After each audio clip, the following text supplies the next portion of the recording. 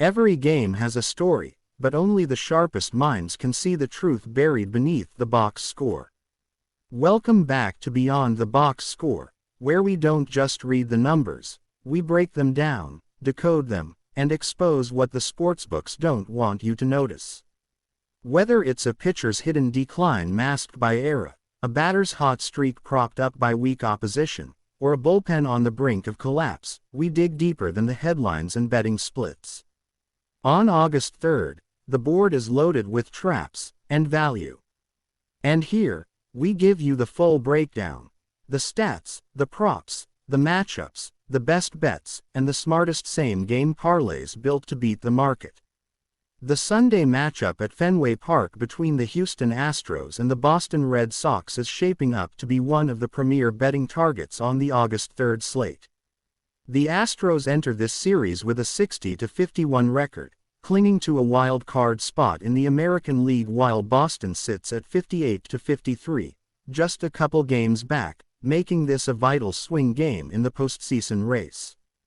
Both clubs have been hovering near .500 over their last 10 games, but Houston's road record has been a bit shakier than their performance at home, sitting at just 28-29 away from Minute Maid Park, while Boston has gone 31-26 at Fenway. This context sets the stage for a closely contested battle with playoff implications and potential betting value on both sides of the market. Boston is expected to send right-hander Tanner Houck to the mound. Houck has been the most consistent starter in their rotation this season, entering this game with a 3.19 ERA, a 1.14 WHIP, and 129 strikeouts across 126 innings pitched.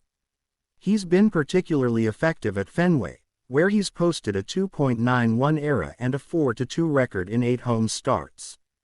Houck's ability to generate swings and misses with his wipeout slider has helped him post a strikeout rate north of 25%, and his hard hit rate sits below league average, which bodes well against an Astros lineup that ranks 7th in hard hit percentage. The key for Houck will be limiting free passes. When he walks 2 or fewer batters, the Red Sox are 7-3 in his starts, but when he walks 3 or more, they fall to 1-5. On the other side, the Astros are projected to start lefty Framber Valdez. It's been an up-and-down season for Valdez, but he's still managed a 3.72 ERA with a 1.22 WHIP over 117.2 innings. His biggest issue has been the long ball. He's allowed 15 home runs already, including 7 in his last 6 starts. Fenway is a tough place for left-handers, especially with Boston's righty-heavy top of the order. Valdez has also struggled in day games, with a 4.38 ERA in 10 such starts, and his performance against right-handed hitters this year is concerning. Opponents are slashing .271, .331, .466 off him from the right side. That's not a good matchup considering Boston's lineup features hitters like Tyler O'Neill, Rafael Devers, and Connor Wong, all of whom have shown significant pop against southpaws. The offensive splits slightly favor Boston in this one, especially at home. The Red Sox have averaged 4.86 runs per game at Fenway this season compared to 4.28 on the road. Over their last 15 home games, they've scored 5 or more runs in 11 of them. Against left-handed pitching, Boston has been one of the better teams in the AL, hitting .273 as a team with a .794 ops. On the flip side, Houston's lineup has cooled down a bit. They're averaging just 3.9 runs per game over their last 10, and their road/line drops to .248, .309, .399, compared to .263, .326, .426 at home. Yordan Alvarez and Kyle Tucker are always threats, but both have seen their slugging percentages dip significantly in the past 2 weeks, each hitting just 1 home run over their last 40 plate appearances. Bullpen reliability is another key component in this matchup. Boston's bullpen has improved dramatically over the last month, posting a 2.88 ERA in July with a WHIP under 1.15. Kenley Jansen, Chris Martin, and Brennan Bernardino have all locked down the late innings, and they've allowed just one blown save over the past 3 weeks. Houston's bullpen, by contrast, has been shaky. They've blown 18 saves on the season, and their bullpen era in high-leverage situations ranks 20th in the majors. With the Astros starter likely to pitch into the 6th, that leaves a window for Boston to take advantage of the middle relief core, which has a 4.42 ERA over the past month. From a betting angle, the line opened with the Red Sox around -120 favorites and the total set at 9 runs. That line feels justified based on the pitching matchup and situational metrics, but there's more nuanced value in derivative markets. First 5 innings moneyline on Boston at around -110 is attractive given Houck's success early in games. He owns a 1.89 ERA through the first 5 innings this year. Valdez, conversely, has a 4.21 ERA in the first 5 frames. Another sharp angle is the team total over 4.5 for Boston, which has hit in 12 of their last 16 home games when facing left-handed starters. The weather also favors offense, with warm air and wind blowing slightly out toward left field, which can help righty bats lift the ball over the monster. In terms of player props, the most compelling options lie with Boston's right-handed hitters. Tyler O'Neill has mashed left-handed pitching this season to the tune of 8.321 batting average and .627 slugging. His total bases prop at over 1.5 plus 125 is playable, and for long-shot bettors, his home run prop at plus 460 offers solid value given the matchup.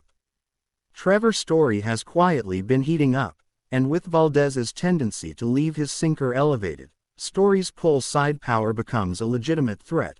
His total bases line over 1.5 at plus 135 is worth a sprinkle. Rafael Devers also matches up well despite being a lefty due to his ability to handle curveballs and changeups, the 2 off-speed pitches Valdez throws over 50% of the time. Devers over 0.5 RBI at plus 150 is a reasonable dart. For Houston, the safest prop target is Jose Altuve. He's the most consistent bat on the team and has a career .333 average against Houck in 12 at-bats. Altuve over 1.5 total bases at plus 120 is viable, and his hit prop over 0.5 might be a safe leg for same-game parlays. Kyle Tucker under 0.5 RB is at -110 is an interesting fade based on his recent slump and Houck's effectiveness against lefties. Turning to strikeout props, Tanner Houck's line is posted at 6.5 with slight juice on the under, -115, but given Houston's increased strikeout rate recently, 23.8% over their last 10 games, and Houck's 9.2K9 rate at home, the over is playable at plus money plus 105. For Framber Valdez, the strikeout line sits at 5.5 with under juiced -125, and that feels appropriate. Boston has been one of the tougher teams to strike out against left-handers, averaging just 6.7 strikeouts per game in such matchups. The best way to construct a same-game parlay here may be to lean into Boston's edge against the southpaw starter and capitalize on early offense. One strong SGP configuration includes Boston first 5 moneyline, Tyler O'Neill to record a hit, and Rafael Devers to record an RBI. That 3-leg combo returns approximately plus 525. A longer shot version could be Boston ML, O'Neill HR, and Houck 7+ strikeouts, which returns over plus 1100 odds. The key is to stack legs that correlate with Boston jumping out early and Houck dealing through at least 6 innings. Final score prediction leans in favor of Boston. Red Sox 6, Astros 3. With the advantage in starting pitching, bullpen, and current form, Boston holds the edge. The best straight bet is Red Sox -120 on the moneyline. Secondary value lies in the first 5 megaliters and team total over 4.5.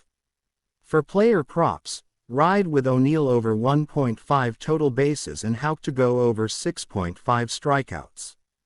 This game checks several boxes from a value and matchup perspective, especially with Boston in a must-win situation at home where they've been consistently outperforming betting expectations. The early afternoon showdown between the Los Angeles Dodgers and Tampa Bay Rays is a fascinating interleague battle that pits one of the league's most complete rosters against a Rays team desperately clawing to stay relevant in the American League wild-card hunt. The Dodgers enter this matchup at 68-45, cruising atop the NL West with the second-best run differential in the National League at +115.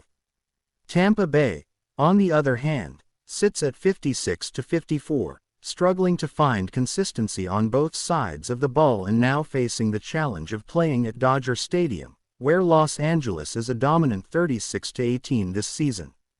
First pitch is scheduled for 9:10 a.m. Pacific, an unusually early slot for both clubs, adding another layer to the betting puzzle. Tampa Bay is expected to send right-hander Zach Eflin to the mound. Eflin has posted a 4.12 ERA across 22 starts, with a 1.21 whip and a strikeout-to-walk ratio of 118-21, one of the best in the American League. Despite the sharp command, Eflin has struggled in July, with a 5.40 ERA and opponents slugging .487 against him. His primary weakness has been the long ball. He's given up 18 home runs on the year, 12 of them to left-handed hitters. That's an ominous stat heading into a matchup with a Dodgers lineup loaded with lefty sluggers like Shohei Ohtani, Freddie Freeman, and Max Muncy. Eflin's road ERA is also noticeably worse than his home splits, sitting at 4.81 in away games. His flyball tendencies in a power-friendly park like Dodger Stadium present clear risk for bettors leaning toward the Rays. For the Dodgers, young fireballer Bobby Miller will take the mound. After a brief stint on the IL earlier in the year, Miller has settled into a groove, bringing his ERA down to 3.77 with 102 strikeouts in 96 innings. His four-seam fastball sits at 98.4 miles per hour, and he ranks top 15 in swinging strike rate among qualified NL starters. Miller has been especially tough at home, boasting a 2.89 ERA at Chavez Ravine with a .206 batting average against. Where he struggles is third time through the order situations, where opponents have hit .312 with a .550 slugging mark. That makes the first 5 innings more appealing for backers of LA than a full game spread, especially with the Dodgers bullpen showing signs of wear lately. In the past 2 weeks, LA relievers have allowed 11 earned runs in 21 innings, a 4.71 ERA in that span. From an offensive standpoint, the Dodgers remain one of the most complete lineups in baseball. They rank top 5 in runs per game, 5.12, ops .778, and home runs 159. At home, those numbers get even better. Los Angeles has averaged 5.46 runs per game at Dodger Stadium while hitting .271 with a .833 ops. Shohei Ohtani has found his groove post-All-Star break, hitting .343 with a .420 OBP and 7 home runs in his last 19 games. Freeman has been equally lethal, particularly against right-handers, with a .316 average and 22 doubles at home. With Chris Taylor back in the mix and Will Smith providing power from the catcher spot, this lineup presents multiple problems for a Rays rotation that lacks shutdown arms. Tampa Bay's offense has been less potent. They rank 20th in runs scored, 4.21 per game, and 23rd in slugging percentage. Their splits against right-handed pitching are underwhelming, posting a .239 average and .695 ops.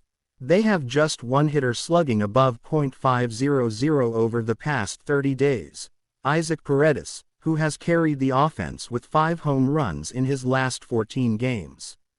Randy Arozarena's season has been a disappointment by his standards, batting just .233 with a 26.7% strikeout rate. Yandy Diaz has provided steady contact, hitting .286 on the year, but he's been held without a home run in 21 straight games. The Rays also struggle on the road, averaging only 3.94 runs per game and posting a team ops of .672 in away contests. When it comes to bullpens, the Dodgers typically have an edge, but recent numbers suggest otherwise. Evan Phillips has been solid as the closer with a SUB 2.00 era, but middle relief has been inconsistent. Brusdar Graterol and Ryan Yarbrough have both been hit hard in recent appearances, and the Dodgers' bullpen era since July 10 is 4.68. The Rays' pen, despite being taxed due to short outings by starters, has performed admirably, ranking 6th in bullpen WAR over the past month and holding opponents to a .219 batting average. Jason Adam and Pete Fairbanks form a strong back-end duo, and if Tampa Bay keeps this close through 6, they'll have a path to escape with a one-run win. Looking at the betting markets, the Dodgers opened as -145 favorites on the moneyline, with Tampa Bay sitting around +125. The total is set at 8.5 runs, with juice to the over at -115. The value play may be on the Dodgers to cover the first 5 innings spread, -0.5, at even money. Eflin's early game volatility combined with Miller's dominance through the first 2 turns in the order favors LA heavily in the early going. Dodgers -1.5 on the run line at +130 is also playable considering they've won 26 home games this season by 2 or more runs. Meanwhile, the total market leans over based on weather. Forecast calls for 83 degrees and wind blowing out slightly to left center, helping flyballs carry in Law's already hitter-friendly dimensions. Prop markets are rich for this matchup. Start with Shohei Ohtani, who's batting .321 against right-handers with 1.084 ops at home. His total bases line is 1.5 at +110, and the over is a strong look. For longer odds, Ohtani to homer sits at +360, and he's gone deep in 4 of his last 6 Sunday appearances. Freddie Freeman is another sharp target, with his over 1.5 total bases priced at +115 and his RBI prop at +135, which makes sense with Smith and Ohtani hitting in front of him. Max Muncy is also intriguing at +450 to homer, given Eflin's 1.7 HR9 rate to lefties. On the Tampa side, Paredes offers the best prop value with his total bases over 1.5 at +135 and a home run line at +550. Otherwise, it's hard to trust Tampa's offense against a high strikeout righty. Strikeout props also offer good value. Bobby Miller's line is set at 6.5 kiloseconds, and the over is worth a look at +105. Tampa Bay strikes out in 23.2% of their plate appearances versus righties, and Miller has cleared this line in 7 of his last 10 starts at home. Eflin's K line is 4.5, and the under -110 may be safer considering the Dodgers' league-low 7.3 K game rate against right-handed pitching. Also worth noting, Mookie Betts has the lowest whiff rate in the National League and could be a value add for under 0.5 strikeouts at +160. For same-game parlays, you can build a strong mid-odds ticket around Dodgers' moneyline, Ohtani to record a hit, and Miller to record 6+ strikeouts, which pays around +310. A more aggressive version could be Dodgers -1.5, Ohtani HR, and Freeman 2+ hits, which climbs to +900. These legs correlate well based on Eflin's flyball profile and Law's ability to string together big innings early. The final prediction leans toward a comfortable Dodgers win, Los Angeles 7, Tampa Bay 3. The best bet is Dodgers first 5 innings -0.5 and the full game run line at +130. From a prop standpoint, ride with Ohtani total bases over 1.5, Freeman to record an RBI, and Miller over 6.5 strikeouts. The same game parlay built around Law's early offense and strikeout edge should offer excellent return. If you're building SGP tickets or betting derivatives, consider stacking Dodgers early and often before the bullpen variance comes into play. Sunday's matinee between the Washington Nationals and Milwaukee Brewers at Nationals Park might not scream playoff implications, but it presents some sharp betting angles that serious bettors will want to keep an eye on. The Nationals, despite holding one of the worst records in the National League at 46-66, have been surprisingly scrappy at home recently, winning 6 of their last 9 games at Nationals Park. The Brewers, meanwhile, continue their push to maintain a lead in the NL Central and come into this game with a 63-50 record, riding a 4-game win streak and having won 9 of their last 13. Both clubs are playing their 3rd game of the series, with each of the first 2 being tightly contested. Sunday's rubber match will hinge on pitching efficiency, bullpen performance, and timely offense, and it's those variables that create value in the betting markets. Milwaukee is scheduled to send Freddie Peralta to the hill. Peralta has been stellar over the past 2 months and has emerged as the Brewers' most reliable starter, posting a 3.41 ERA with a 0.98 WHIP and 152 strikeouts in 121 innings. Over his last 7 starts, Peralta owns a 2.29 ERA and has held opponents to a .181 batting average. His slider has been dominant, generating a whiff rate over 41%, and he's allowed only 5 home runs across his last 10 outings. One of the most appealing trends for backers of the Brewers here is Peralta's performance against sub-.500 teams. He's 6-1 with a 2.77 ERA in those games. The Nationals struggle mightily against right-handers with high-spin breaking balls, and with a 24.6% strikeout rate versus sliders, they could be in for a long day. Washington will counter with left-hander Patrick Corbin, who remains one of the least effective regular starters in the National League. Corbin enters this game with a bloated 5.91 ERA, a 1.66 WHIP, and a .310 batting average against. He's already given up 21 home runs in just 116 innings, including 13 to right-handed hitters. Corbin's barrel rate is among the worst in the majors at 11.2%, and he's struggled badly in day games, allowing 33 earned runs in 42.1 innings under the sun this year. The Brewers' right-handed bats, William Contreras, Willie Adames, and Rhys Hoskins, have feasted on left-handers all season, combining for 33 home runs and a .287 average against southpaws. This is a nightmare matchup for Corbin, and unless he finds a way to miss bats, which he rarely does, Milwaukee should score early and often. Offensively, the Brewers have found a rhythm since the All-Star break, averaging 5.1 runs per game and hitting .259 as a team in the second half. Rhys Hoskins has rediscovered his power stroke with 6 home runs in his last 12 games, and William Contreras continues to be a steady force, slashing .297, .374, .470 on the year. Milwaukee also boasts strong plate discipline, ranking 5th in walks over the past month. That plays directly into the Nationals' weaknesses, as Washington's staff ranks near the bottom of the league in both walk rate and whip. The Brewers have posted 5 or more runs in 10 of their last 14 games and should be in a strong position to continue that trend. On the other side, Washington's offense has been mostly punkless, averaging just 3.98 runs per game overall and only 3.66 runs per game over their last 20. C.J. Abrams is a lone bright spot, hitting .284 with 12 homers and 25 steals.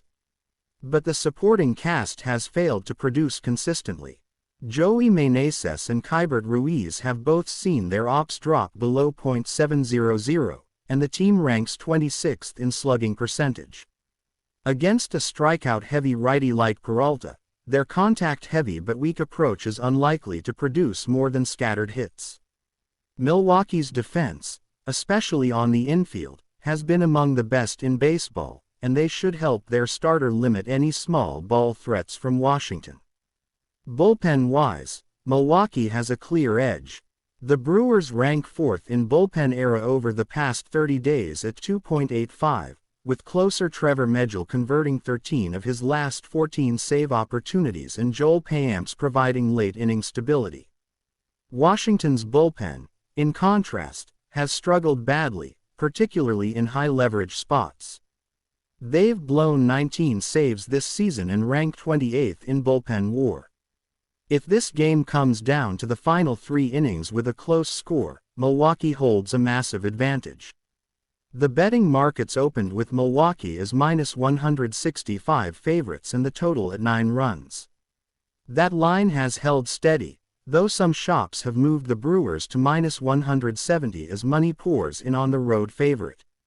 For straight bets, Milwaukee on the run line at -1.5 for +110 offers strong value, especially with Peralta's strikeout upside and Corbin's flyball profile in a warm afternoon at Nationals Park. The first 5 innings spread, -0.5 Brewers, at -125 is another angle worth targeting, given Milwaukee's ability to score early and Washington's inability to generate power against top-tier righties. The Brewers have led after 5 innings in 11 of Peralta's last 14 starts. Prop markets offer strong options, particularly for Milwaukee's right-handed bats. William Contreras over 1.5 total bases at +115 is one of the best value plays on the board. He's batting .325 against left-handers and has hit safely in 9 of his last 10. Rhys Hoskins is another target, with his home run prop at +390 and total bases over 1.5 at +125 both in play. Willie Adames, who has a .508 slugging percentage against lefties this year, offers an over 0.5 RBI prop at +135. For Peralta, the strikeout prop is set at 7.5 with +100 on the over. That line is fair. Peralta has cleared that number in 8 of his last 11 starts, and Washington strikes out 8.8 times per game versus right-handed pitching. On the Nationals side, C.J. Abrams over 0.5 hits at -180 is a potential safe leg prop for parlays, and his stolen base prop at +360 is worth a sprinkle given he's 8 FOR 8 on steal attempts in his last 10 games. Still, backing any Nationals player for offensive production feels like forcing the issue in a game where they could be held to 3 runs or fewer. For same-game parlays, there are a couple high-upside builds that make sense. A conservative version could be Brewers' moneyline, Contreras to record a hit, and Peralta 6+ strikeouts, which pays around +280. A more aggressive version might include Brewers -1.5, Hoskins HR, and Adames over 1.5 total bases for a payout above +950. You can also create a full-game SGP tied to the first 5 innings edge. Brewers F5 -0.5, Hoskins to record a hit, and Peralta over 7.5 kiloseconds for +575 odds. The final score prediction is Brewers 7, Nationals 2. Milwaukee has every advantage on paper: starting pitching, bullpen, offensive firepower, and lineup depth. The best bets are Brewers run line at +110 and Peralta over 7.5 strikeouts at even money. Additional value lies in Contreras total bases over 1.5 and a well-constructed SGP built around Brewers' offensive success and Peralta's dominance. This is a spot where betting chalk is justified by a lopsided matchup, and the numbers back it up at every level. Game 4 between the Toronto Blue Jays and Kansas City Royals on August 3 offers a tight and strategic betting spot with significant implications for both teams. The Blue Jays, currently navigating through a frustratingly inconsistent season, continue to hover around the .500 mark while trying to claw their way back into postseason contention in a fiercely competitive AL East. The Royals, meanwhile, have become one of the American League's surprise stories of 2025. A strong combination of youth development and pitching stability has vaulted them into wild card discussions. At first glance, this looks like a simple matchup between a veteran-heavy Jays lineup and a fast-rising Royals core, but this game could be dictated entirely by pitching command and timely hitting. Let's break it all down for bettors looking for sharp edges across moneylines, totals, props, and same-game parlays. Taking the mound for the Blue Jays is right-hander Chris Bassitt, who enters this start with a 2025 record of 9-6 and an ERA of 3.82 through 21 starts. Bassitt remains one of the more reliable, if unspectacular, arms in Toronto's rotation. His strikeout numbers are down compared to past seasons. He's averaging 7.4 K/9, but he's managed to work deeper into games by keeping his pitch count low. Over his last 4 outings, Bassitt has given up just 8 total runs over 25.2 innings, and he's coming off a 6-inning, 1-run outing against Baltimore. The Royals' offense is significantly less intimidating than Baltimore's, so there's reason to believe Bassitt could string together another quality start. His ground ball rate of 45.7% helps suppress big innings, and he's allowed just 0.9 HR/9 this season, which is key against a Royals team that likes to manufacture runs rather than rely on the long ball. On the other side, Kansas City counters with Cole Ragans, their breakout ace who has cemented himself as the face of the Royals' rotation in 2025. Ragans enters this start with an 8-5 record, a 3.09 ERA, and an elite strikeout rate of 10.7 K/9. His command has been phenomenal lately, allowing only 6 walks in his last 5 starts combined. Ragans is particularly tough on left-handed hitters, holding them to a .198 average this year, which puts pressure on right-handed Jays hitters like George Springer, Bo Bichette, and Justin Turner to generate offense. Ragans has faced Toronto once already this season, tossing 7 innings of 1-run ball with 9 strikeouts back in April. Expect him to attack the Jays' righty-heavy lineup with a nasty mix of cutters and changeups that induce plenty of swing and miss outside the zone. Offensively, the Blue Jays have been difficult to trust. Despite a strong core featuring Vladimir Guerrero Jr. and Bichette, this team is 22nd in MLB in runs scored, 20th in OPS .701, and has the 4th worst batting average with runners in scoring position since the All-Star break. Guerrero has been hitting better of late, slashing .312, .388, .512 over his last 20 games, but he hasn't gotten much support.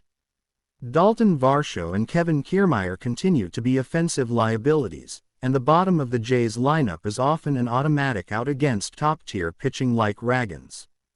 The Royals' offense is led by Bobby Witt Jr., who is slashing .298, .355, .537 with 21 home runs and 33 stolen bases. Witt continues to evolve into one of the league's most dynamic two-way threats.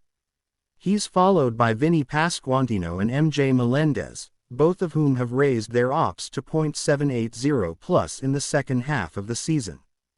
Kansas City doesn't rely heavily on the long ball. They're just 20th in home runs, but they're a top 10 team in batting average and on-base percentage. They excel at making pitchers work and getting into opposing bullpens by the 5th or 6th inning. That could be a problem for a Jays bullpen that has been overworked lately due to inconsistent starting performances. From a betting perspective, the money line is sitting around Royals -115 and Jays -105, reflecting a near pick-em. However, with Ragans on the bump and the Royals being the more consistent overall club, there's some value taking KC on the money line. At home this season, the Royals are 30-20 and average 4.6 runs per game. The Jays are just 24-29 on the road, and have particularly struggled to score away from Rogers Center, averaging just 3.9 runs per road game. Kansas City is also 16-7 in games started by Ragans. The total is listed at 8.5 runs, which feels sharp. Bassett and Ragans are both capable of going 6+ innings while keeping the run total low. The under has hit in 7 of the Royals' last 10 home games and in 6 of Bassett's last 8 starts. With 2 offenses that can disappear for stretches, and 2 starters that excel at keeping hitters off balance, this feels like a strong lean to the under. A 4-3 or 3-2 final score is highly plausible here. In terms of player props, Bobby Witt Jr. over 1.5 total bases plus 110 is a solid look. He's hit safely in 13 of his last 15 games and has crushed right-handed pitching all year with a .318 average and .910 ops. Another strong prop is Cole Ragans over 6.5 strikeouts minus 115. The Jays strike out at the 9th highest rate in the league versus lefties, and Ragans has hit this number in 4 of his last 5 outings. On the Toronto side, Guerrero over 0.5 RBI plus 140 has value if you expect the Jays to scratch out a few runs, especially with his recent form. Also consider Bichette under 0.5 hits plus 160, as he's struggled against velocity and Ragans' four-seamer could give him fits. Looking at same-game parlays, a smart 3-leg build could be Royals ML, Ragans 6+ strikeouts, and Witt Jr. 1+ hit plus 325. For a more aggressive SGP, go Royals ML, under 8.5 total runs, Ragans 7+ Ks, and Witt Jr. 2+ total bases plus 600. This leans into the strengths of the Royals and assumes Toronto's offense remains stuck in neutral. In conclusion, this matchup comes down to elite pitching from Ragans, consistent contact hitting by the Royals, and Toronto's inability to come through in high-leverage at-bats. The Royals have the edge both on the mound and in the lineup's balance and form. With their home field success and Ragans' dominance against right-handers, there's value in siding with Kansas City both straight-up and through prop-heavy parlays. Expect a low-scoring chess match that ends with the Royals holding onto a narrow win. Prediction: Royals 4, Blue Jays 2. The AL Central race heats up again as the Cleveland Guardians host the Minnesota Twins in what could be another pivotal clash between two teams vying for postseason seeding. The Guardians currently lead the division by a few games, but the Twins have been lurking all season with a lineup that's starting to find its rhythm and a pitching staff that can dominate when locked in. These two squads have already split their series earlier this year and now enter this matchup with very different momentum. Cleveland has won 7 of their last 10 games, fueled by clutch hitting and elite bullpen performances, while Minnesota is looking to bounce back after a series loss to Detroit that exposed some key holes in their approach against left-handed pitching. This game promises to be a tight contest where every pitch will matter, and bettors need to dive deep into every edge possible. On the mound for the Guardians is the electric right-hander Tanner Bibee, who comes into this game with a 9-3 record, a 3.41 ERA, and a 1.12 WHIP across 117 innings pitched. Bibee has been masterful at Progressive Field this season, with a home ERA of just 2.89 and a strikeout rate above 26% when pitching in front of the Cleveland faithful. He's limited opponents to a .219 average in his last 5 starts and has quietly been one of the more reliable young arms in the American League. He'll be opposed by Twins left-hander Bailey Ober, who carries a 7-5 record, a 4.08 ERA, and a 1.18 WHIP. Ober has been a mixed bag all season, brilliant in stretches but occasionally vulnerable to long innings and the big fly. His road ERA sits closer to 4.30, and his biggest weakness has been lefty bats, which might not be a great matchup against a Guardians team that can roll out multiple lefties who hit fastballs and changeups well. From a statistical perspective, the Guardians have several things going for them. They are 18-9 this season in games started by Bibee and have covered the run line in over 60% of those matchups. Meanwhile, the Twins are just 4-6 in Ober's last 10 starts and have failed to score more than 3 runs in 5 of those games. Cleveland's offense isn't overpowering, but it's efficient and fundamentally sound. They rank in the top 5 in MLB in strikeout avoidance and top 10 in on-base percentage. Jose Ramirez continues to be the heart of the Guardians' lineup, with 25 home runs, 82 RBIs, and an OPS north of .850. He's a strong candidate for an RBI or total bases prop in this game, especially given his career success against Ober's pitch mix. In addition to Ramirez, keep an eye on Steven Kwan, who's batting .291 with a .367 OBP and brings excellent leadoff discipline that could set the tone early. On the Twins' side, their offense hinges on Royce Lewis and Carlos Correa, both of whom are having streaky but productive seasons. Lewis has 14 home runs and a .284 average in under 60 games and is the type of dynamic hitter who can change a game with one swing. He's been hitting over .320 since the All-Star break and may be worth a sprinkle on a total bases or home run prop. However, the Twins' overall production drops significantly when facing right-handers who can change speeds, and Bibee's pitch sequencing has been a problem for this lineup in the past. Minnesota is batting just .229 as a team against him this year. In the bullpen department, Cleveland holds a decisive edge. Emmanuel Clase continues to dominate with 28 saves, a 2.25 ERA, and a whip under 1.00, while setup men Scott Barlow and Hunter Gaddis have provided excellent depth in the 7th and 8th innings. The Guardians' bullpen era ranks 3rd in the majors and their whip leads all of baseball. On the other side, Minnesota's bullpen has been up and down, especially in late innings. Jhoan Duran has been solid in the closer role, but his recent walk issues make him vulnerable in one-run games, and the bridge to him from the 6th inning has been shaky at times. From a betting angle, this game sets up nicely for several different plays. The Guardians' ML at around -125 offers solid value given Bibee's home dominance and the superior bullpen. Cleveland to win by 2+ on the alt-run line, +145 to +155, is worth considering, especially if you believe Bibee can go deep into the game. The full game total of 8 runs feels about right, but we lean under 8 at -110 due to the Guardians' elite bullpen and the Twins' struggles with runners in scoring position. A first 5 innings under 4.5 at -115 is another sharp angle given Bibee's and Ober's tendency to settle in early before trouble starts around the 5th or 6th inning. For props, Jose Ramirez over 1.5 total bases at +125 is a strong look, especially given his numbers versus lefties and his ability to split gaps. Steven Kwan to record 2+ hits at +180 has value in a game where Cleveland may string together small ball rallies.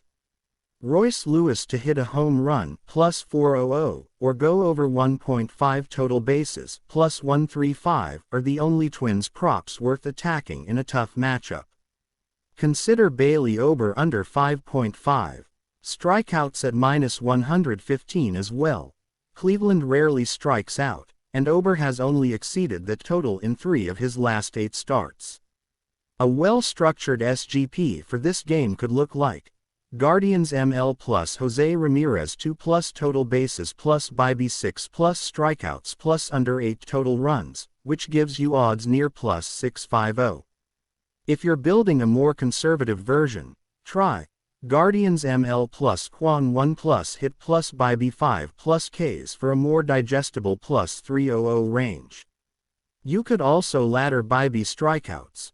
He's cleared 6+ Ks in 4 of his last 5 home starts, and the Twins are bottom half of MLB in whiff rate against fastballs and breaking balls inside the zone. In summary, this AL Central showdown leans clearly toward the Guardians. With Bibee's form, home park advantage, better bullpen, and clutch bats, Cleveland should have the edge from start to finish. Unless Ober delivers one of his best road starts of the year and the Twins suddenly solve Bibee's arsenal, Minnesota will be in for a long night.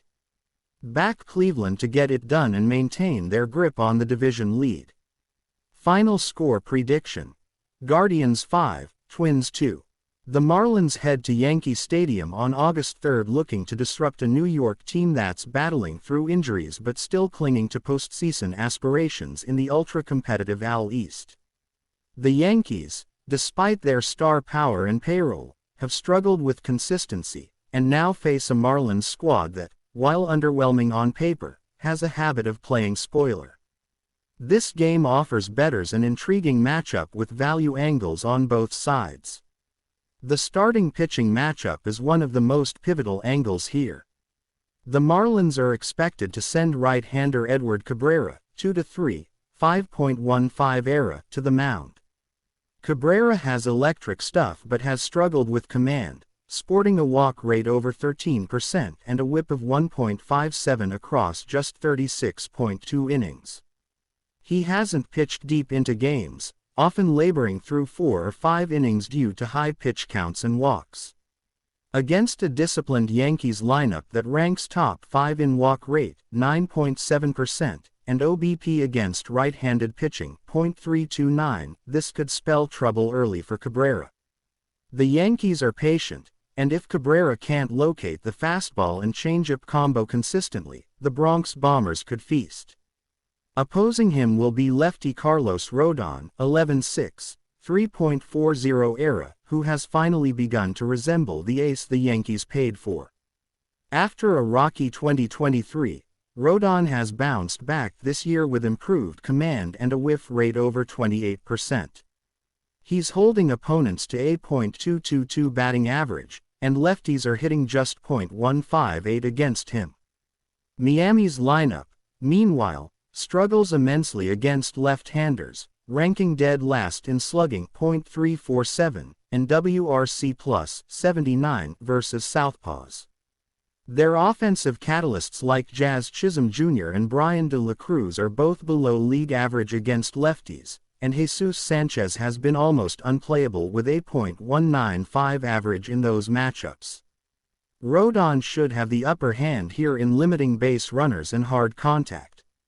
New York's offense, even without Anthony Rizzo and a few other key bats, still has its weapons. Aaron Judge is back healthy and is on another MVP caliber tear, slugging .682 with 36 homers already. Juan Soto has been a walk machine and leads the team in OBP, .419, and Gleyber Torres has quietly picked up his production over the last 30 days.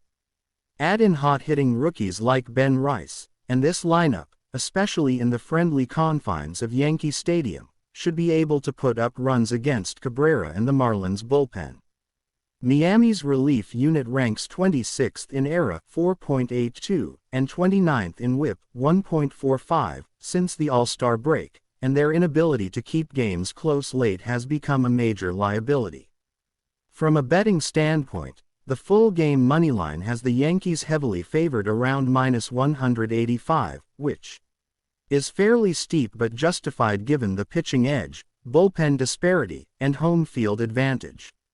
However, more value lies in the run line, -1.5 at +115, especially considering Miami's anemic offense against left-handers and bullpen implosions. New York has covered the run line in 7 of their last 10 home games when favored by -170 or higher, and they've scored 5+ runs in 8 of their last 12 home games against sub-.500 teams. For totals bettors, the over-under is set at 8.5. This number is tricky. While Rodon should limit Miami's scoring chances, Cabrera's volatility and the Marlins bullpen make a Yankees team total over 4.5, -115, a more appealing prop. Miami has allowed 5+ runs in 9 of their last 12 games, and Yankee Stadium is the second-best ballpark for lefty power, boosting hitters like Judge and Soto. However, the full game over could still sneak in if the Marlins scratch across a couple of late-inning runs against New York's middle relievers like Tommy Kahnle or Victor Gonzalez. Prop-wise, Aaron Judge to hit a home run, +250, is playable, as he owns a .421 ISO against right-handed pitchers this year and feasts on low-velocity fastballs, the exact type Cabrera struggles to command.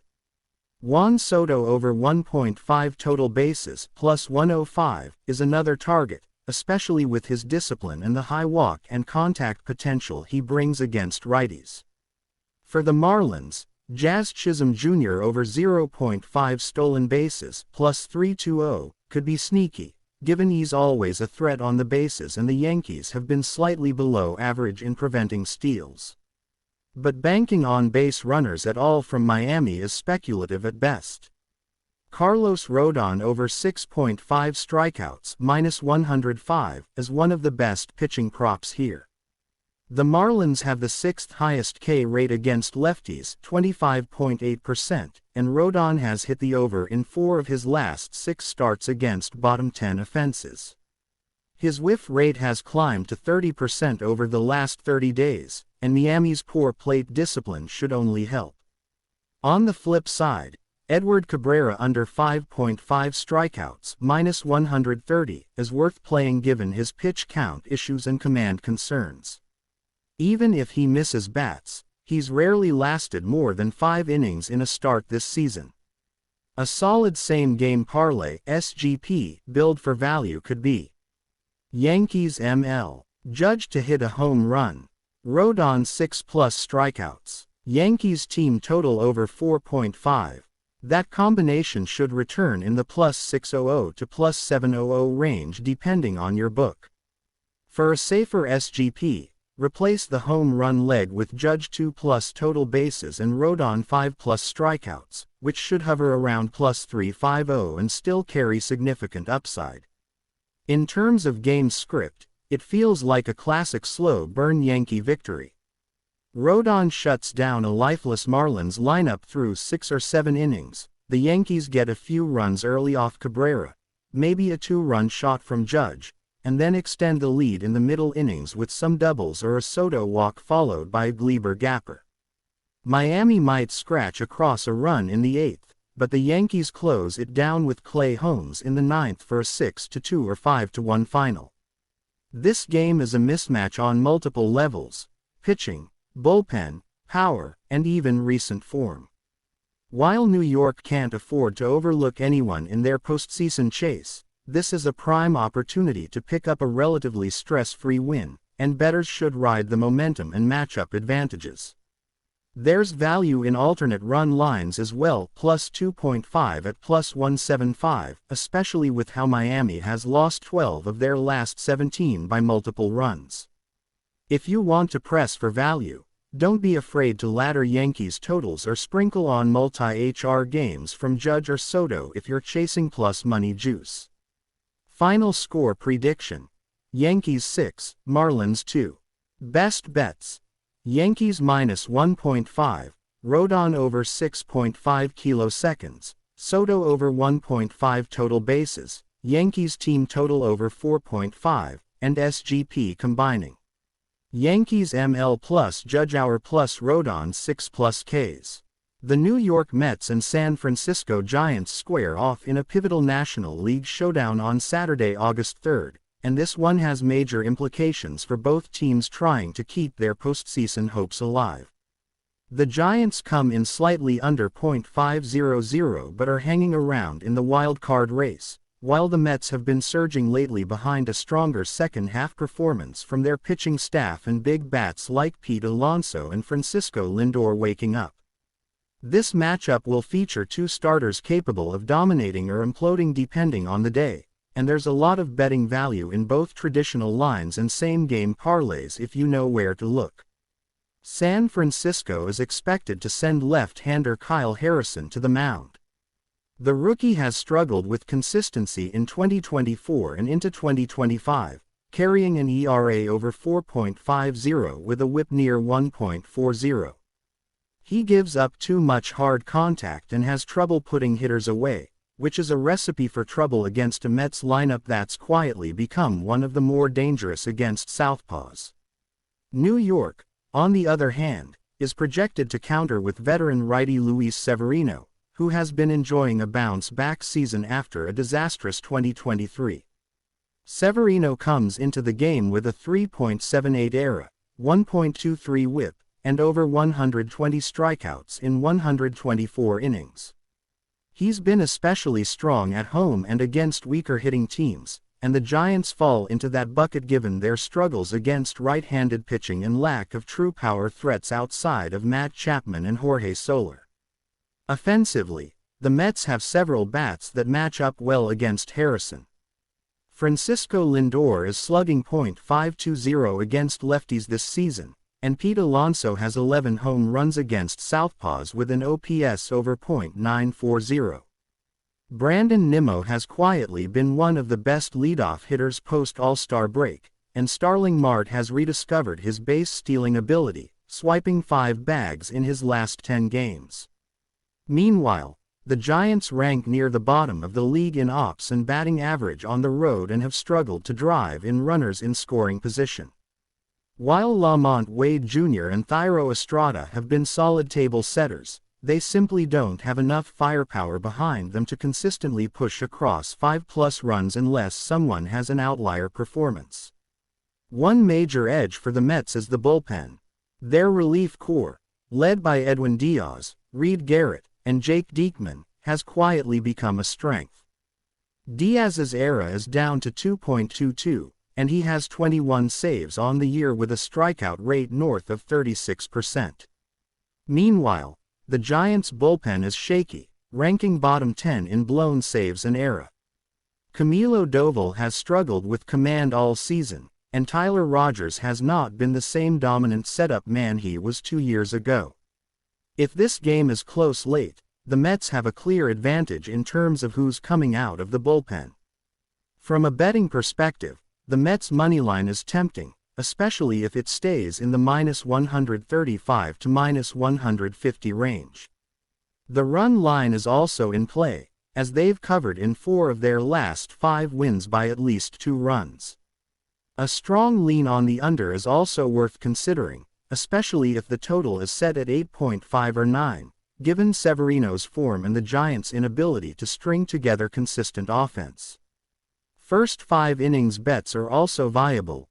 Look at Mets -0.5 F5 or under 4.5 F5 if you expect both starters to keep things tight early on. For player props, Pete Alonso to hit a home run at +320 or better is a strong value. He's facing a lefty with command issues and has a 24% barrel rate over his last 30 plate appearances. Francisco Lindor over 1.5 total bases at around +125 is another nice play, given his splits against left-handers and his ability to leg out doubles.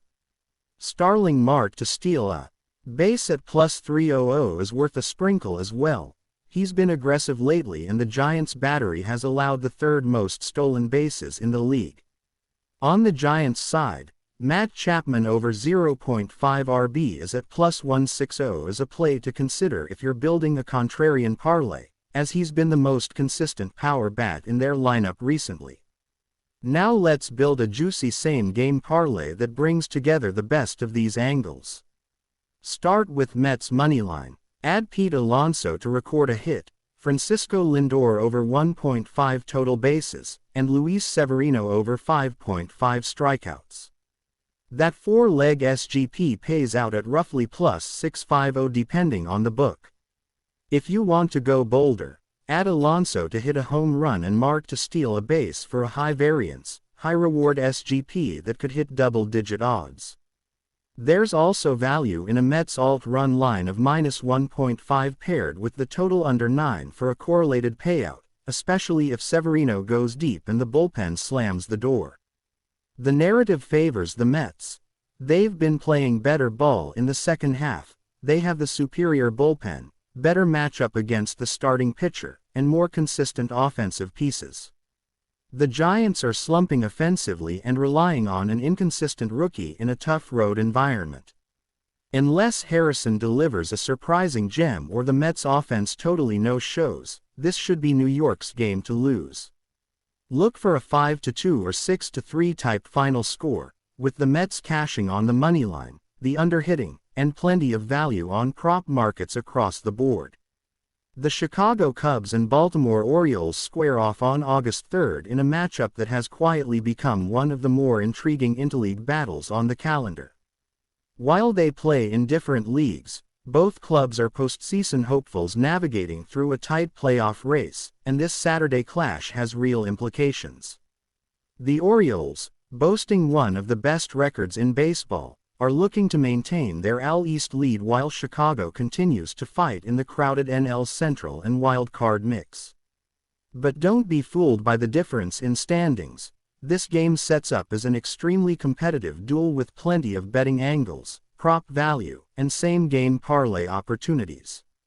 Baltimore is expected to send Cole Irvin to the mound, a lefty who has been a steady presence for them this season. Irvin enters with a 6-6 record and a 3.73 ERA across 89 innings.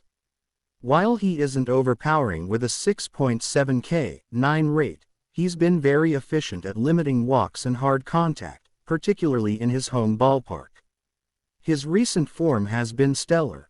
Over his last 5 starts, he's gone at least 5 innings in each while allowing just 4 total earned runs. His whip during that stretch is a pristine 0.90. Irvin thrives by inducing weak contact and pitching to contact early in counts, which makes him a great fit against a Cubs team that has struggled against finesse lefties all year.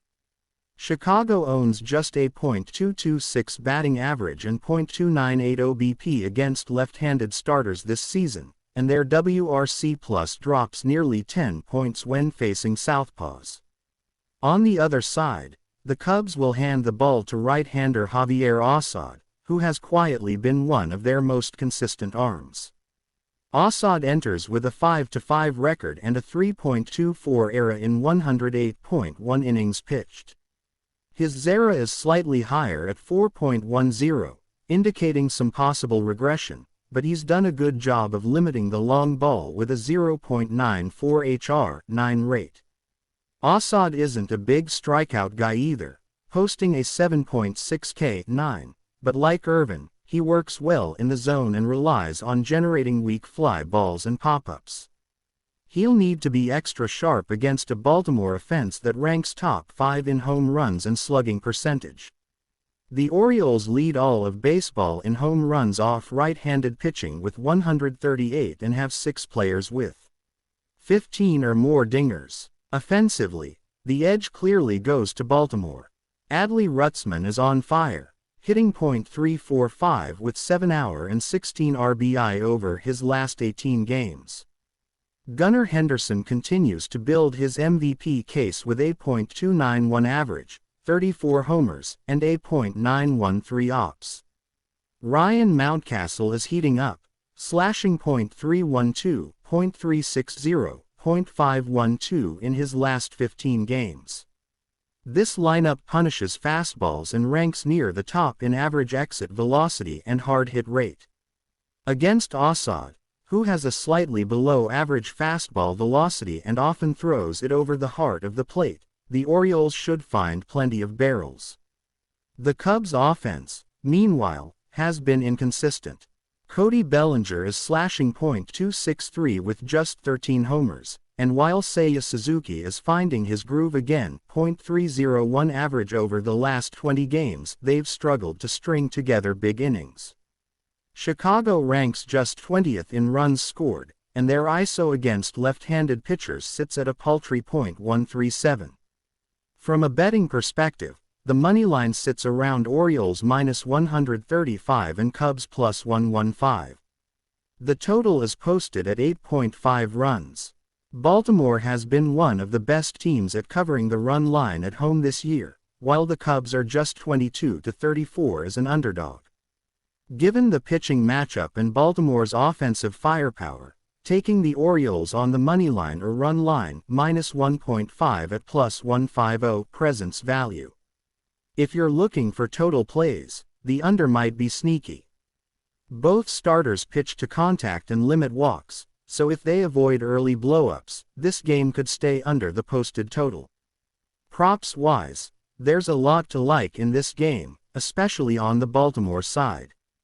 Gunnar Henderson is +350 to hit a home run, and with Assad's fly ball tendencies, that's very live. Rutzman over 1.5 total bases at plus 115 is another strong angle. He's had multiple hits in 7 of his last 10 games and has great splits versus righties. Ryan Mountcastle is plus 110 for an RBI, which is another plus value target. For the Cubs, Seiya Suzuki over 1.5 total bases at plus 125 offers the best value given his recent form and good contact skills. You can also consider Nico Horner over 0.5 stolen bases at plus 400. Irvin is slow to the plate and Rutzman's pop time has been slipping slightly in recent weeks. For strikeout props, Irvin's number is set at 4.5 with juice to the over. While he doesn't strike out a ton, the Cubs have the 8th highest strikeout rate versus lefties in the majors at 25.3%. Assad's K prop sits at 5.5, but facing a low strikeout Orioles team, the under might be worth a look, especially with plus money. Now let's put together a same-game parlay with high-value legs for this Cubs vs Orioles matchup. Start with Orioles moneyline as your foundation. Add in Adley Rutzman 2+ total bases, Gunnar Henderson to record a hit, and Javier Assad under 5.5 strikeouts.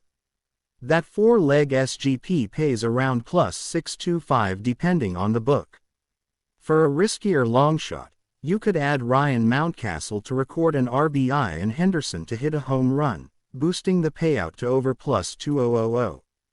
In summary, this matchup leans toward the Orioles due to their explosive offense, elite form at home, and strong bullpen that ranks 3rd in the AL in ERA.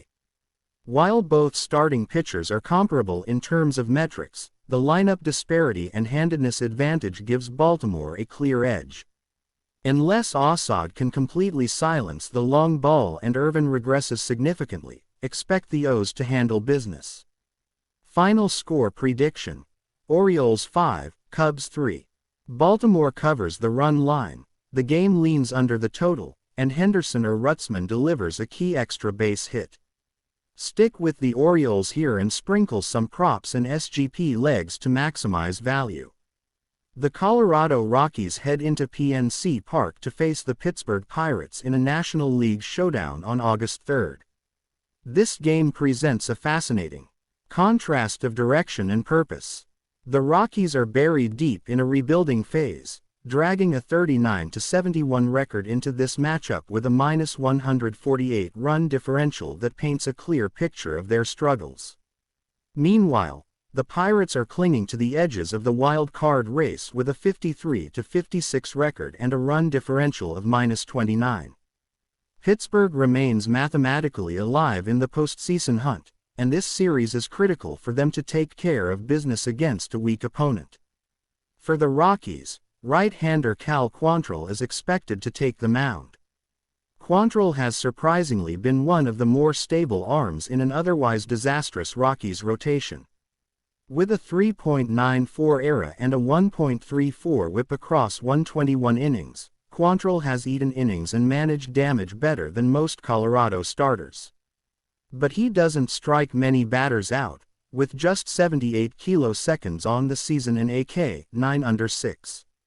His road ERA, 4.32, is slightly worse than his overall mark, and pitching outside of Coors Field hasn't made him elite, just less vulnerable.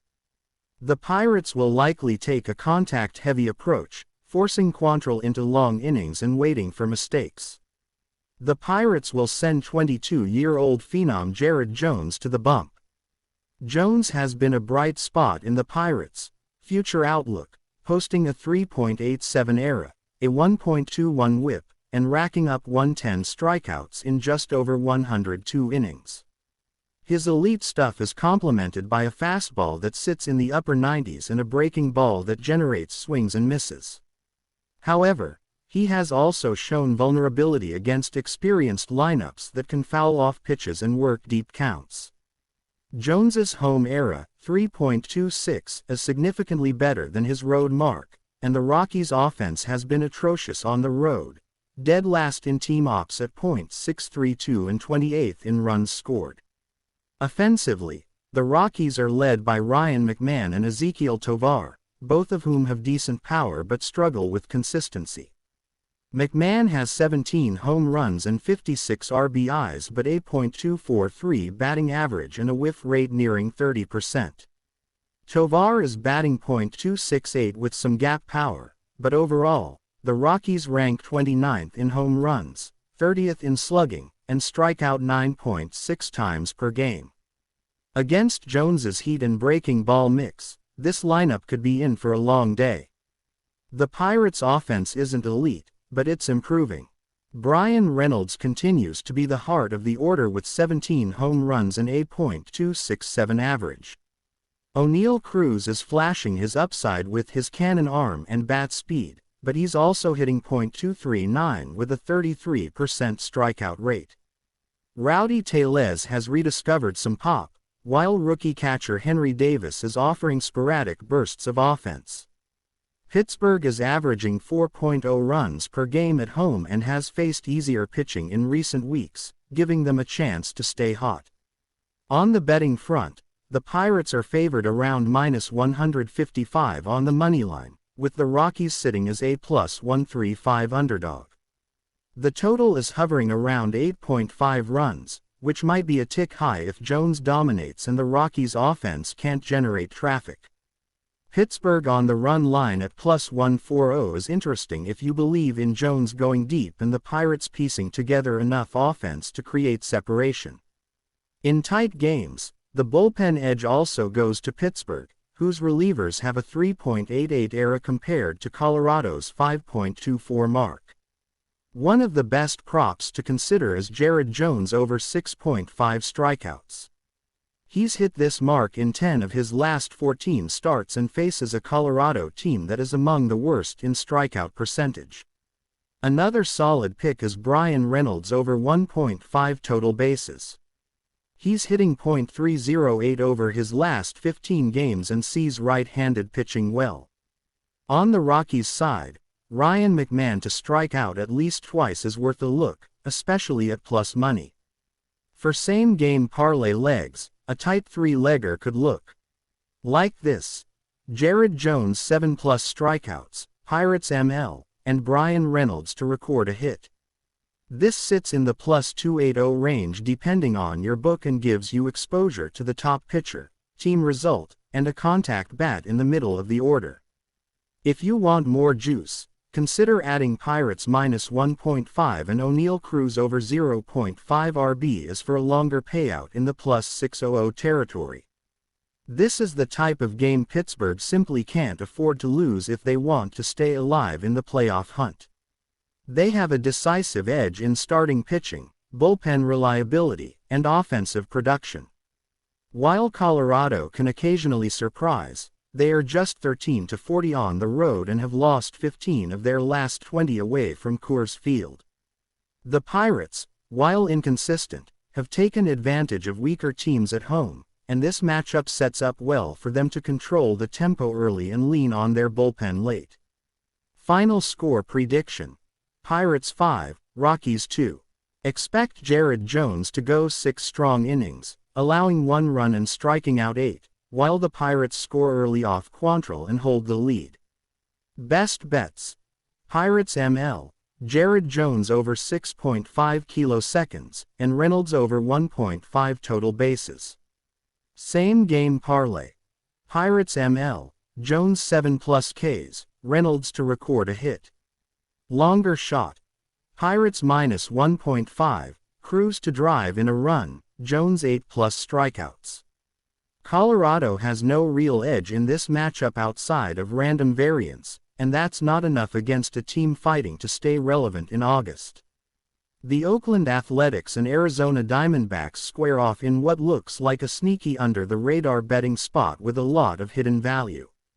At first glance, this matchup might seem like just another game between a rebuilding AL team and a National League squad fighting to stay relevant in the wild card picture. But dive into the numbers, and there are layers worth exploiting from both a betting and prop standpoint. Starting with the Athletics, they come into this game at 44-68, sitting last in the AL West, but that record is slightly deceiving when you look at how they've performed since mid-June.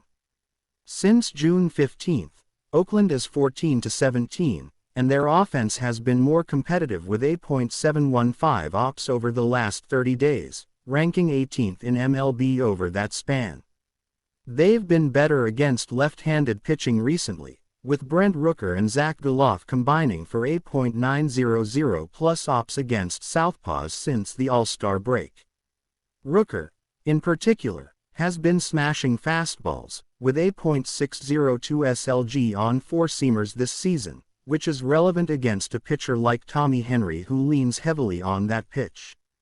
Gelof, too, has posted a .293 average with 5 homers in his last 20 games, and he's become a quietly valuable leadoff hitter for this team. Oakland's issue remains their bullpen, which has an ERA north of 5.00 and a WHIP close to 1.55 in the past month. They're also giving up late-inning runs at the 6th highest rate in MLB since July 1, so any bet on Oakland has to account for bullpen variance. The D-backs enter this matchup at 56-56, hovering around .500 and clinging to postseason hope. Their recent form has been mediocre.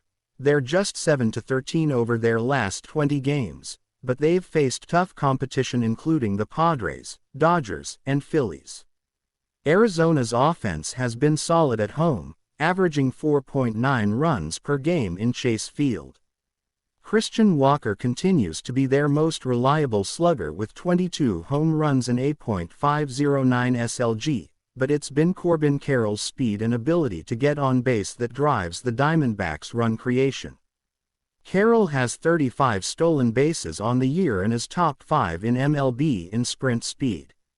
Against Paul Blackburn, who's allowed 11 stolen bases in 14 starts and has a slow delivery to the plate, Carroll is an elite candidate for a stolen base prop at plus 180 or better.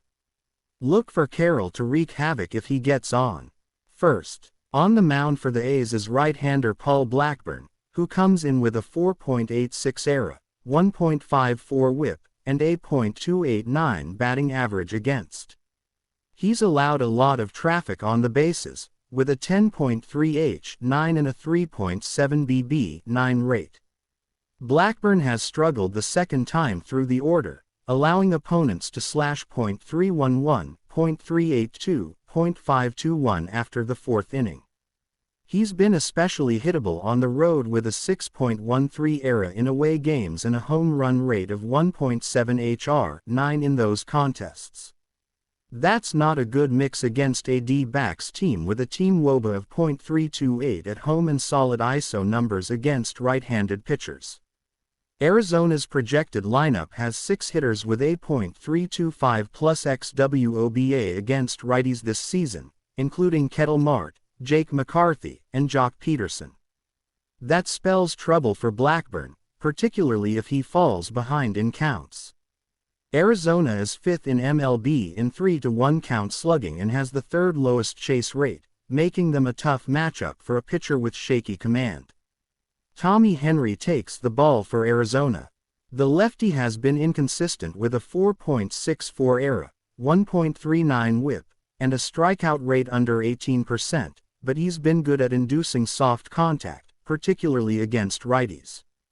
He has a 31.4% hard hit rate against right-handed hitters and has held them to a .248 average at Chase Field. Henry does struggle with command at times, issuing 3.6 walks per 9 innings, but Oakland ranks just 27th in walk rate versus lefties. His biggest challenge might come from the top of the A's order where Rooker and Gelof, as mentioned, are heating up.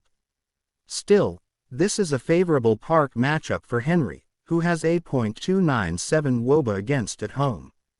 This feels like a game where Henry can go 5+ innings, allowing 2 or 3 earned runs, and keep Arizona in a good position to cover a run line. From a betting angle, the full game total of 9.5 has some value toward the over.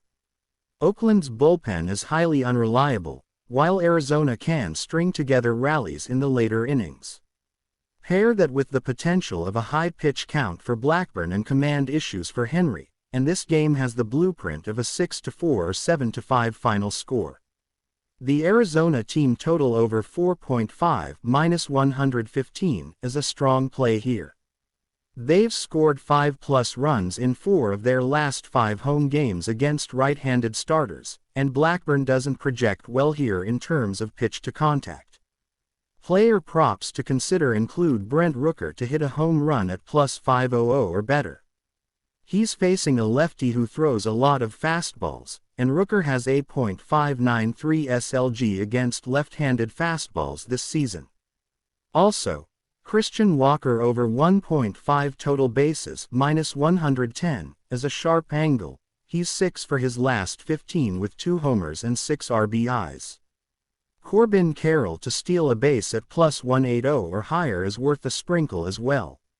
For a same-game parlay, consider this 4-leg combo: Arizona moneyline, Christian Walker to record a hit, Corbin Carroll to steal a base, and over 8.5 total runs. That pays around +600 depending on your book. Alternatively, if you're going for a safer 3-leg SGP, try Arizona ML, over 3.5 team total, and Walker over 0.5 hits at around +240. Final score prediction: Diamondbacks 7, Athletics 4. Arizona should get to Blackburn early and put pressure on Oakland's weak bullpen, while Henry gives them just enough to secure a win and potentially cover the -1.5 run line. Look for offense on both sides, especially in the middle innings. The matchup between the Los Angeles Angels and the Chicago White Sox is the kind of late summer clash that carries value not because of playoff implications, but because of the hidden gems in a sea of mediocrity. Two struggling teams, a Friday night game, and a pair of starting pitchers looking to make a statement. It's exactly the type of setup bettors can exploit with the right approach. The Angels enter this one with a disappointing record of 47-64, while the White Sox have actually been worse, sitting at 42-68 and fading faster than any team in the American League. Despite both teams ranking near the bottom of their respective divisions, this matchup offers a goldmine for prop picks and SGP legs when we dive deep into the analytics and trends. Starting on the mound for the Angels is Griffin Canning, who has had a turbulent but sometimes effective season. Canning is 5-9 with a 4.62 ERA across 21 starts, but he's flashed upside in the strikeout department, recording 109 kiloseconds in 108 innings, which puts him at just over a strikeout per inning. His biggest issue has been consistency, as he's given up 16 home runs and tends to lose control when facing left-handed hitters with power. On the other side, the White Sox will counter with rookie Nick Nastrini, who has shown promise but is still extremely raw. Nastrini has a 5.93 ERA in his limited MLB action, with only 30.1 innings pitched and 18 walks allowed. Command is clearly a problem. Against an Angels lineup that still includes lefty pop from Nolan Schanuel and the ever-dangerous Taylor Ward, this could turn into a messy outing for the White Sox rookie if he's not sharp. The Angels, even without Mike Trout and Shohei Ohtani, have managed to string together a few competent offensive performances. Logan O'Hoppe has become their key offensive producer, hitting .283 with 17 home runs on the season. Taylor Ward has chipped in 19 home runs and 55 RBIs, and Mickey Moniak continues to be a spark plug when healthy. The Angels are averaging 4.13 runs per game over their last 15 contests, which isn't elite, but it's better than what the White Sox have produced during that same span. The Sox are barely scraping 3.9 runs per game and have been dead last in team OBP, .290, over the last 30 days. Eloy Jimenez remains their main source of power with 14 home runs and a .420 SLG, but even his production has cooled recently. Meanwhile, Luis Robert Jr. is still out, and that leaves a significant hole in the middle of their order. From a betting perspective, we're targeting the Angels' moneyline here at -120. That's not a huge price to lay considering they've won 6 of their last 10 games when Canning pitches, especially against sub-.500 teams. The White Sox, on the other hand, are 1-9 in their last 10 Friday night games and 2-7 in Nastrini's last 9 starts. The numbers don't lie, and this pitching matchup leans heavily toward the more experienced Canning, especially against a weak White Sox lineup that has struggled to score more than 3 runs in over 60% of their last 20 games. Even though Canning isn't a strikeout machine by elite standards, he should cruise through at least 5 solid innings. That brings us to our first prop leg, Griffin Canning over 5.5 strikeouts at +110. The White Sox have the 4th highest strikeout rate in the MLB over the last 14 days at 26.9%, and they've had 12-plus games with 10 or more team strikeouts over their last 15. For hitters, we're targeting Taylor Ward to record 2+ total bases at -105. Ward has 5 multi-hit games in his last 8 appearances and is hitting .309 vs right-handed pitching since the All-Star break. With Nastrini's walk issues and poor command against righties, Ward should get pitches to drive early in the count. He's a great SGP leg alongside Logan O'Hoppe to get a hit, -170, who has been red-hot lately, hitting .318 over his last 10 games with 4 doubles and 2 homers. A same-game parlay leg we love. Angels moneyline plus Canning over 5.5 kiloseconds plus Ward 2+ total bases plus O'Hoppe to record a hit pays out around +775 on FanDuel. That's juicy for a matchup where the Angels should have a clear offensive and pitching edge. If you want to get even more aggressive, consider including the Angels over 4.5 team total runs at +100. The White Sox bullpen has an ERA of 5.89 since July 1, ranking 29th in the league, and they've blown 6 saves in their last 12 opportunities. That's a bad recipe when your rookie starter is likely to leave the game early after 4 innings or fewer. A fun long-shot home run prop to consider: Taylor Ward to hit a home run at +475. He has 3 home runs in his last 7 games. And Nastrini has already allowed 5 long balls in just 30 innings pitched, including 3 to right-handed hitters who profile similarly to Ward.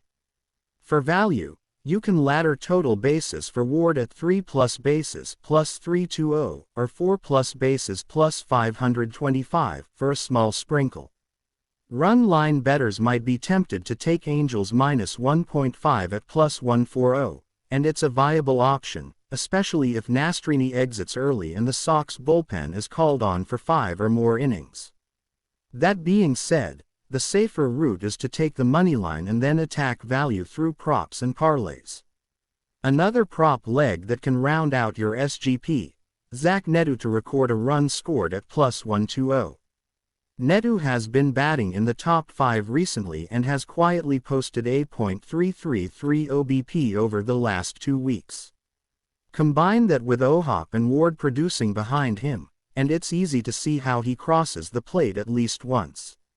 Final betting advice: this is a great game to build multiple SGP combos with core legs like Canning's strikeouts, Ward's total bases, and the Angels' team total over.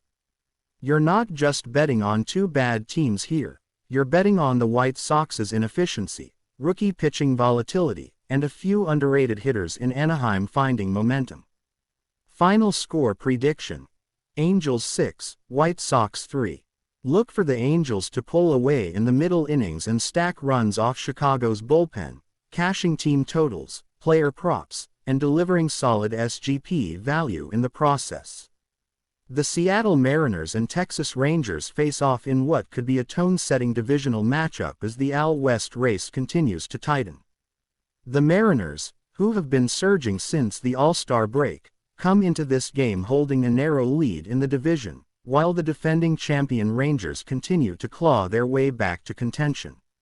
First pitch is scheduled at Globe Life Field, a park that has been more hitter-friendly this season than in years past. The expected pitching matchup has George Kirby taking the mound for the Mariners while the Rangers counter with Dane Dunning.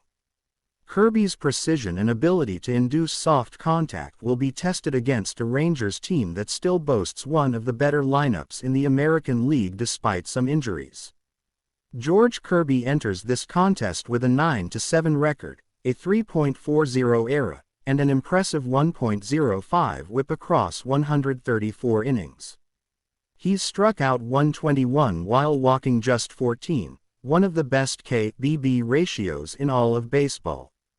What makes Kirby so difficult to square up is his command, especially with his fastball that sits around 95 miles per hour and plays up due to pinpoint accuracy. However, he's been slightly more vulnerable on the road this season, giving up a .251 batting average away from T-Mobile Park versus a .214 average at home. Dane Dunning, meanwhile, has been inconsistent since rejoining the rotation. He carries a 4.36 ERA and 1.28 WHIP through 103 innings, with only 85 strikeouts. Dunning struggles with hard contact and has a tendency to leave pitches up when behind in the count. Seattle's patient hitters may exploit that flaw. Offensively, the Mariners are being led by Julio Rodriguez, who has picked up his game recently after a slow start to the year. J-Rod now has 18 home runs, 67 RBIs, and 24 stolen bases while slashing .271, .330, .461. Cal Raleigh remains a dangerous switch-hitting power bat with 21 home runs, while Ty France and Josh Rojas are quietly heating up in the bottom half of the order. The Mariners rank 19th in team ops but have been trending upward in the second half. Texas still possesses a top 10 offense when healthy. Marcus Semien and Corey Seager continue to be the engine of this lineup. Semien has 20 homers and 69 RBIs, while Seager has 18 homers and an OPS above .870 despite missing time. The X factor remains Adolis Garcia, who has slugged 27 home runs and driven in 81 but has also struck out over 120 times. If Kirby can keep him off balance with sliders and elevated fastballs, he can neutralize the power threat. The bullpens are a tale of two trends. Seattle's bullpen remains one of the most underrated in baseball. Led by Andres Munoz and Ryan Stanek, the Mariners' bullpen has a 3.26 ERA post-All-Star break, the fourth best in MLB. They've converted 19 of their last 21 save chances and are allowing just a .206 batting average against. The Rangers' bullpen has struggled mightily. With a 5.12 bullpen ERA since July 1 and 8 blown saves in that stretch, Texas has repeatedly failed to protect leads late in games. Aroldis Chapman has been erratic, and Will Smith has seen a sharp drop in velocity and swing and miss rate. From a betting standpoint, the Mariners opened around -115 favorites on the moneyline, which reflects their edge in starting pitching and bullpen depth. The total has been set at 8.5 runs, shaded slightly to the under at -115. However, with the way the ball flies in Arlington during August heat and with both lineups capable of producing multi-run innings, the over could still present value. Kirby tends to pitch to contact, and if a couple of early fly balls carry, the game could open up quickly. First 5-inning total of 4.5 could be a better look, especially given Dunning's early inning issues. The Mariners' team total over 4.5 at even money, +100, is another solid angle, given that Texas ranks 27th in ERA in innings 5 through 8. Player prop markets offer intriguing possibilities. Julio Rodriguez to record 2+ total bases sits at +115, which is valuable considering his matchup splits against right-handed sinker-slider combos. He has a .297 average against righties who throw primarily sinkers and breaking balls. Cal Raleigh to hit a home run is priced at +375, and considering Dunning's .252 opponent batting average to left-handed hitters and 1.5 HR, 9 at home, the power-hitting catcher is in a prime spot. On the Rangers side, Corey Seager over 1.5 total bases at plus 125 is attractive. Seager is hitting .328 against right-handers and feasts on four-seamers, which is Kirby's most used pitch. Another prop worth a look is Marcus Semien over 0.5 RB is at plus 160, as he's hitting .289 with RISP at home this season. In terms of strikeout props, George Kirby over 5.5 strikeouts at minus 105 is worth strong consideration. The Rangers rank 12th in K rate against righties since the break and have been swinging aggressively early in counts. Kirby can take advantage of that with his elevated four-seamer and sweeping slider. Dunning under 4.5 strikeouts at minus 130 is playable as well, considering the Mariners have the 6th lowest K rate since the All-Star break and have adopted a more patient approach, especially against non-elite arms. For same-game parlays, here's a sharp three-leg build: Julio Rodriguez to get a hit, George Kirby 5+ strikeouts, and Mariners moneyline at plus 310.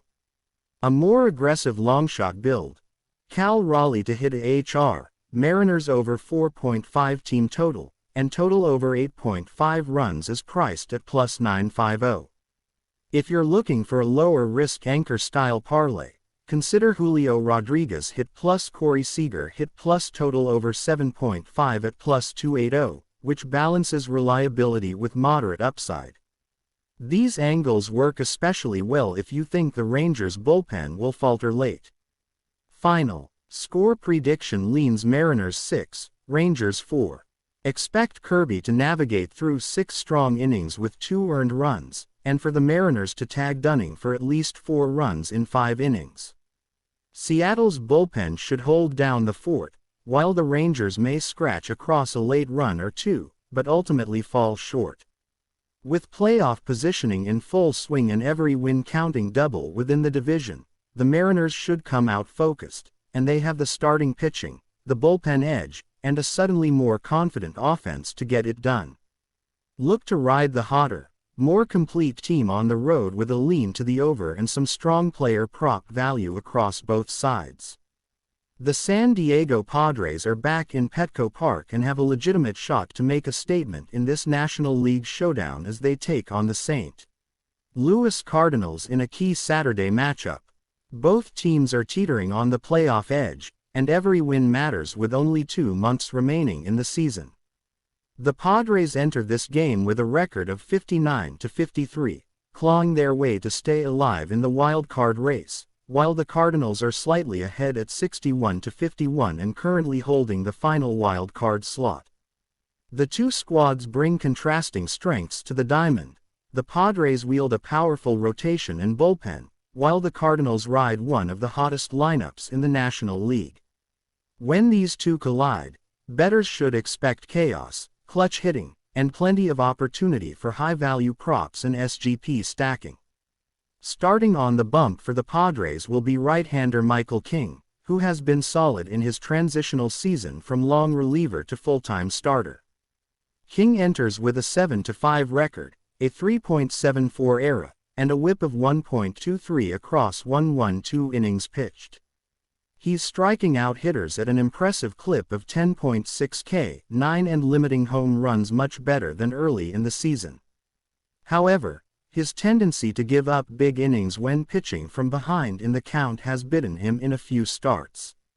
On the other side, the Cardinals will roll out Miles Mikolas, a veteran right-hander who's been up and down this year. Mikolas is 6-8 with a 4.73 ERA and has allowed 17 home runs in 121.1 innings. His fastball has lost some life, and his K/9 of just 6.0 makes him one of the least threatening strikeout pitchers in the majors. Mikolas will rely on control and weak contact to navigate a potent Padres lineup that is heating up fast. The Padres' offense has been driven lately by Fernando Tatis Jr., who has finally found his groove at the plate after a rough stretch in June. Tatis is batting .287 over his last 30 games with 9 home runs, 21 RBI, and a slugging percentage over .560. He's also stolen 5 bags in that stretch, making him a candidate for total bases and stolen base props. Manny Machado continues to be a stabilizing force, posting a .264 average with 18 home runs and 65 RBI this season. Jake Cronenworth has been red hot in the second half, raising his average above .270 and delivering consistent clutch hits. With Jurickson Profar batting over .300 and Ha Seong Kim showing elite OBP and speed, this lineup is loaded with DFS value. For prop bettors, Tatis over 1.5 total bases at plus money is a strong angle, especially given Michaelis' low strikeout rate and fly ball tendencies. Look for Padres hitters to elevate early and often. Street. Lewis brings a veteran-laden lineup into Petco, featuring Paul Goldschmidt and Nolan Arenado at the heart of the order. Goldschmidt is slashing .263, .342, .432 with 16 home runs, while Arenado has rebounded nicely from a slow start to hit .274 with 19 bombs and 69 RBI. Youngster Mason Wynn has been electric, hitting .297 in the leadoff spot and swiping 13 bases, adding an X factor with his speed and contact profile. Alec Burleson and Brendan Donovan provide sneaky pop from the left side, especially in the gaps, and Wilson Contreras, recent surge, 5 homers in his last 11 games, makes him an ideal home run prop target at Petco. With the Padres bullpen occasionally prone to meltdowns, taking the over on St. Louis's team total, currently sitting at 3.5, offers strong value. For full game betting, San Diego opened as a -135 favorite and has taken slight action, pushing the line toward -145. The total is set at 8.5 runs, reflecting a balanced view of the starters and the offenses involved. Despite Michaelis' experience, the edge in pitching clearly leans toward King and the Padres' pen, which ranks top 5 in WHIP and K9 since July 1. Meanwhile, the Cardinals' bullpen ranks bottom 10 in ERA and HR9 over that same stretch. This suggests value in Padres' moneyline and Padres' team total over 4.5 runs at plus 105. When King pitches at home, San Diego is 6-3 this season, and they've covered the run line in 4 of his last 5 starts. Laying the -1.5 run line at plus 145 could be a sharp angle if the offense clicks early. As for SGP, same-game parlay legs, a tight 3-leg SGP could include Padres moneyline, Fernando Tatis Jr. over 1.5 total bases, and Michael King over 6.5 strikeouts, which pays out near plus 475 depending on the book. For riskier bettors, a 4-leg longshot could be Tatis to homer, Padres to win, over 8.5 total runs, and Contreras to record a hit, which sits around plus 1200 and could cash in a shootout. Bettors should also look to live betting if Michaelis struggles with command in the first 2 innings. He's allowed first-inning runs in 7 of his last 10 starts, making Padres' first-inning run plus 130 an attractive early angle. Strikeout props are worth isolating for both starters. King over 6.5K is juiced at -115 but still offers value given the Cardinals' tendency to strike out 8+ times per game on the road. Michaelis under 3.5K is a sneaky angle at plus 105, especially if he struggles to make it through the 5th inning. Looking at total bases, Manny Machado over 1.5 is a potential ladder play target if you're chasing mid-game escalators. In terms of final prediction, this is a game where the Padres' overall edge in bullpen, home performance, and power in the middle of the order should win out. Expect King to limit damage over 6 innings while the Padres strike early and pile on late. The Cardinals will get their swings in, especially if Goldschmidt gets something elevated, but San Diego's plate discipline and top-of-lineup pressure should eventually grind out the win. Padres 6, Cardinals 4. Grab Padres moneyline, lean toward the over, and ladder Tatis and Cronenworth props as needed. The Philadelphia Phillies are cruising into this matchup with a real swagger, having built one of the best records in all of baseball this season. As of August 1st, they sit at the top of the NL East with a record of 67-40, holding a comfortable lead over Atlanta. The Tigers, on the other hand, are still in a rebuilding phase, with a 50-56 record that reflects some competitiveness but also the clear gap in talent and consistency between these two teams. This interleague showdown at Comerica Park gives the Phillies an edge on multiple fronts, from pitching to lineup depth to late-game bullpen stability. Detroit will have to punch above their weight to keep this one competitive for 9 innings. Looking at the pitching matchup, the Phillies will send Ranger Suarez to the mound. Suarez has been one of the biggest breakout stories in the National League this season. Coming into this start, he's posted a 10-4 record with a 2.58 ERA and a 1.06 WHIP through 21 starts. He's held opponents to a .218 batting average and has only given up 7 home runs all season, which is remarkable considering.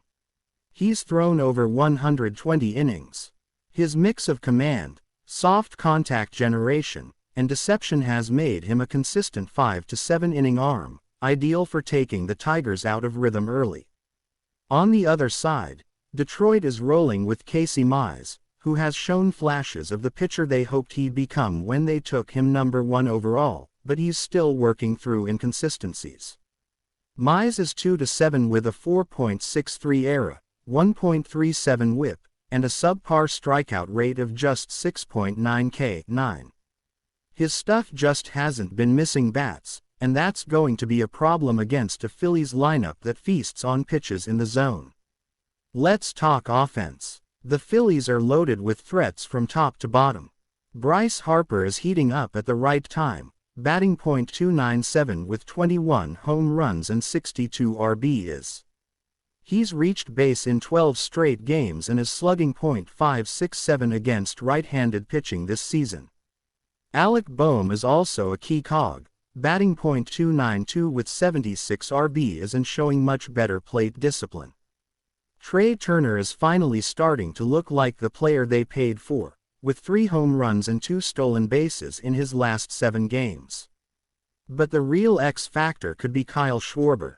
While he's only batting .202, he's still delivered 28 homers and leads the team in walks. That power-speed combo could create major issues for Mize early, especially if he falls behind in counts. For the Tigers, they just don't have the offensive firepower to keep up. Riley Green has been their most consistent bat, hitting .295 with 13 home runs, but he's cooled off lately. Spencer Torkelson has massively underperformed, and Kerry Carpenter, who has flashed some power, has been hit or miss. The Tigers as a team are 26th in runs per game at 3.97 and 28th in team ops at .674. Against a lefty like Suarez, who limits base runners and keeps the ball in the park, they are going to need to string together multiple hits in innings, something they've rarely done all year. The Tigers also strike out at a 24.9% clip, which plays right into Suarez's hands given his ability to paint the corners and work hitters into weak contact. Defensively and in the bullpen, Philadelphia again has the edge. Jose Alvarado, Jeff Hoffman, and Gregory Soto have solidified a bullpen that now ranks top 6 in WHIP and ERA. Craig Kimbrell has found his rhythm as the closer, and Matt Strom has become a reliable multi-inning weapon. The Tigers' bullpen, in contrast, has a 4.42 ERA and lacks defined roles late in games, which becomes especially problematic in close contests. Infield defense for the Phillies has improved drastically with Edmundo Sosa and Turner cleaning up their footwork in transition play, and JT Realmuto remains an elite presence behind the plate, controlling the running game and calling top-tier sequences. Let's get into some key props and betting angles. First, the Phillies are the better team in every phase and are deserving favorites on the moneyline, which opened around -165 and has been steaming up to -185 at most books. There is run line value too, especially if you can get the Phillies minus 1.5 at plus money, which many sportsbooks are offering around plus 105. The total opened at 8.5, which seems just about right, but with Suarez on the mound and Detroit's offensive woes, the under could be worth a sprinkle, particularly if Mize can get through 5 without imploding. A first 5 innings under 4.5 is also a sharp play given Suarez's effectiveness early and the tendency for the Tigers to struggle their first time through the order. For player props, Harper over 1.5 total bases is a strong play at plus 110. He's got multiple extra base hits in the last 3 games and matches up well with Mize's arsenal. Kyle Schwarber to hit a home run is also worth a flyer at plus 320 given the pull power and fastball aggression he brings. On the Tigers' side, Riley Green over 0.5 hits is playable at minus 145 if you're looking for a lower risk leg. You can also look at a combo prop like Harper to record a hit plus Phillies to win at plus 130, which is a great single game parlay piece. For a full same-game parlay, consider this 4-leg build: Phillies moneyline, Harper to record a hit, Schwarber over 0.5 walks, and under 9.5 total runs. That pays around plus 525 and has realistic value given the projected game script. If you want to get bolder, swap in Schwarber to hit a home run for his walk, which boosts the payout over plus 1100. Final score prediction: Phillies 6, Tigers 2. Expect Philadelphia to score early, possibly off a 2-run bomb by Harper or a Schwarber walk followed by a double from Bohm. Suarez should go 6 strong, allowing just 1 run on 4 hits. The Phillies bullpen shuts the door late, while Detroit scratches across 1 more run in garbage time. This is a spot where Philly should control tempo, command the middle innings, and get a solid betting cover for backers. So if you're tired of surface-level picks and want real, tactical, edge-driven analysis that goes beyond the box score, hit that subscribe button now. Smash the like if you're tailing, comment your best pick of the day, and turn on notifications so you never miss a slate breakdown. Let's get into it.